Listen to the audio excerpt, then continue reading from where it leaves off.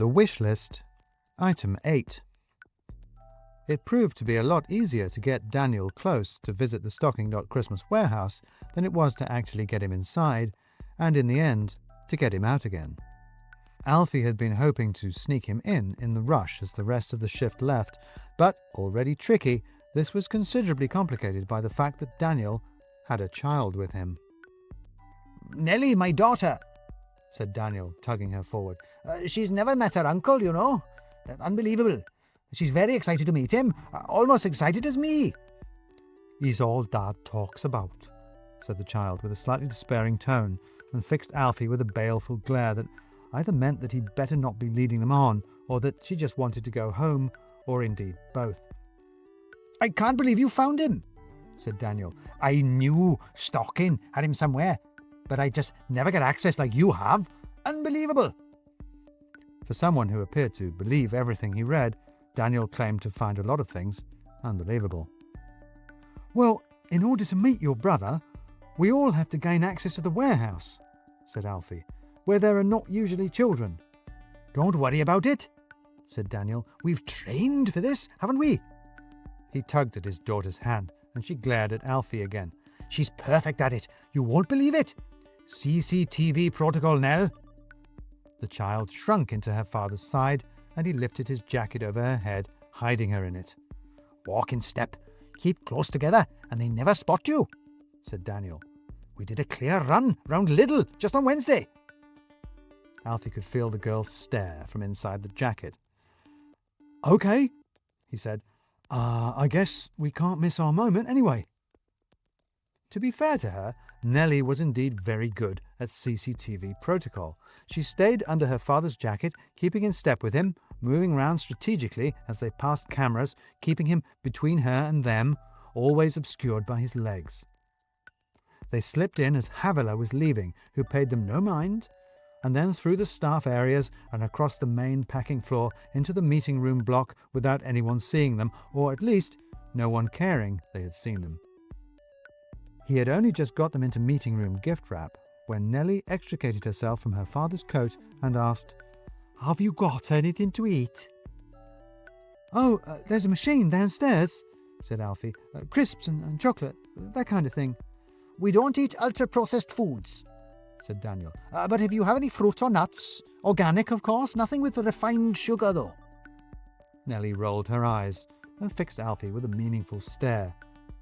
"I'll see what I can find," he said. "Stay here. Nick should be here soon. Whatever you do, don't leave this room without me or him." Alfie was still at the vending machine when he discovered that Daniel had disobeyed his last instruction. He learned this through the means of an alarm going off extremely loudly and right in his ear. "Stay calm," boomed a voice, making him jump in terror. "This is a security alert. Security staff have been notified. Stay where you are." Now it was Alfie's turn to not do as he was told. He sprinted across the packing floor, the sirens wailing and echoing around him, and bounded up the stairs to meeting room gift wrap. He burst through the door to find Nellie sitting on her own at the table, idly fiddling with a whiteboard marker. "What's going on?" At that moment, Nick Close's head poked through a hole in the ceiling and said, "What's going on?" Nellie seemed entirely unfazed by the security alert, the shouting, or the man dropping through the ceiling. "Did you get any chocolate?" "I only had time to get a Kit Kat," said Alfie. "Where's your dad?" "Who's her dad?" said Nick. "Who's she?" "She's your niece, Nellie," said Alfie, having to shout over the alarm. "Nellie, this, unless I'm very wrong indeed, is your Uncle Nick. And her dad is, well, you can probably figure that out by now."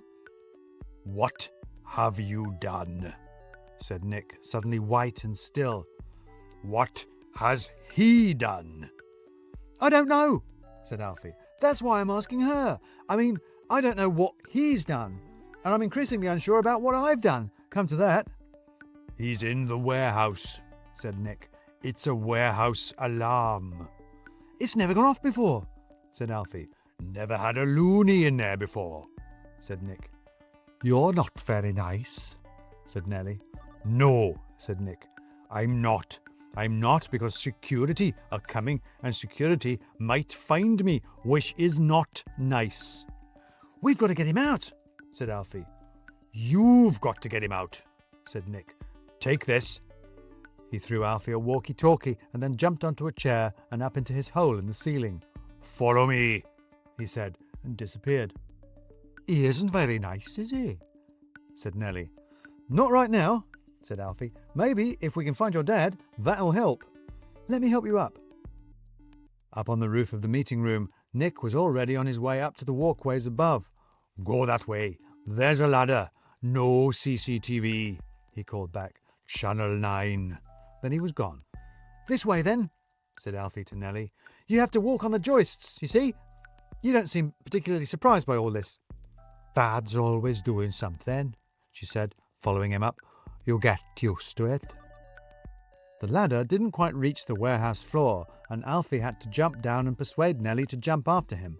He froze in the act of catching her. Someone was coming. A voice was approaching down one of the aisles between shelves, a voice and a flashing light. Then it turned the corner and revealed itself as not a someone at all. It was a white plastic cone on wheels, about the size of Nellie, with a flashing red light on top. It was shouting as it came. I am a security device. Please stay calm. It was the least calming thing Alfie had seen all day. It stopped and the top half whirled around to reveal a camera. It looked at them and then shouted, You are in a restricted area. Stay where you are. This seemed contradictory to Alfie. Did it want them there or not? He decided not and turned and ran. He ducked down an aisle and raced off into the darkness as the security robot trundled after them. Do not resist, it shouted. I am a security device. I'm not resisting, said Alfie to himself. I'm running away. Wouldn't it be easier if you put me down? Said Nellie. She had a point. He stopped and let her back down to ground level. He leant against the shelves to get his breath back.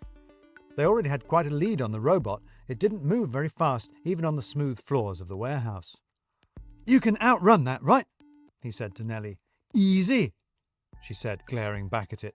The walkie-talkie suddenly blared static. Next junction, 4 aisles over, said Nick. To your left. You go right, I'll go left, said Alfie to Nellie. Meet you 4 aisles over down there. Good luck. But she had already gone, racing off into the night.